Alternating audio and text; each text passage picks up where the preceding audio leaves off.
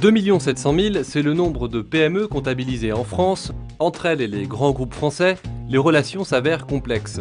Délais de paiement non respectés, relations commerciales difficiles, la compréhension entre ces deux acteurs majeurs de l'économie française est loin d'être évidente.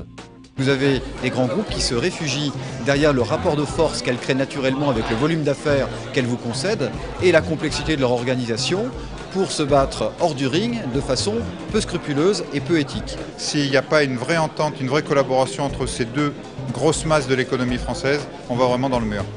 Pourtant, une loi sur la modernisation de l'économie, dite LME, qui vise à encourager les entrepreneurs, a été votée en 2008. Cette loi prévoit, entre autres, de réduire les délais de paiement à 60 jours, avec sanctions pénales et civiles à la clé, si ce délai n'est pas respecté. Qu'en pense la CGPME, Confédération Générale des Petites et Moyennes Entreprises?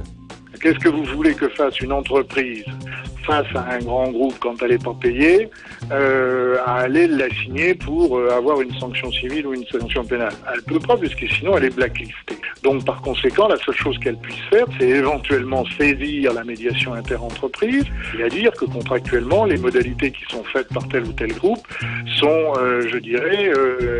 ne respectent pas la loi. En 2010, les 20 plus gros groupes français ont signé une charte de bonnes pratiques entre grands donneurs d'ordre et PME.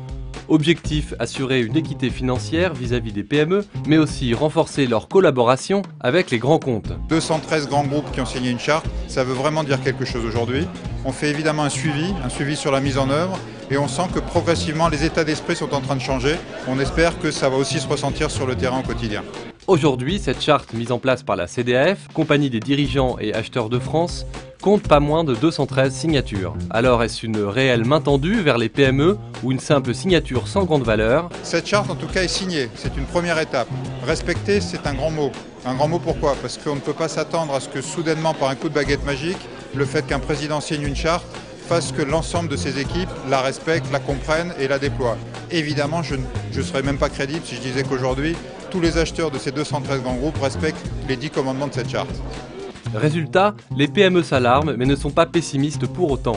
Certaines solutions existent et de plus en plus se tournent vers des associations comme Croissance Plus, regroupant des PME afin de résister aux pressions venant des grands groupes. Alors la première solution que je trouve importante, ou que j'imagine, c'est que lorsqu'on téléphone à un standard dans un grand groupe qui s'appelle Danone, Nestlé ou autre, c'est que le standard ne nous bloque pas et qu'immédiatement ils aient des instructions pour nous envoyer sur une plateforme ou sur un endroit où on sera non seulement reçu agréablement, mais en plus on pourra faire nos propositions et réellement avoir un premier entretien pour montrer ce que notre entreprise est capable de faire. Si vraiment vous arrivez devant une situation désespérée, eh bien la solution idéale, c'est de faire ce que fait Croissance Plus, c'est de joindre un réceptacle qui permet en clair de réunir plusieurs petits acteurs pour avoir une force de pression sur les grands groupes via les pouvoirs publics. Les objectifs sont clairs, c'est faire progresser globalement le monde des PME, de croissance, faire avancer nos idées dans un monde un petit peu incertain et permettre au travail et aux énergies des entrepreneurs de se libérer.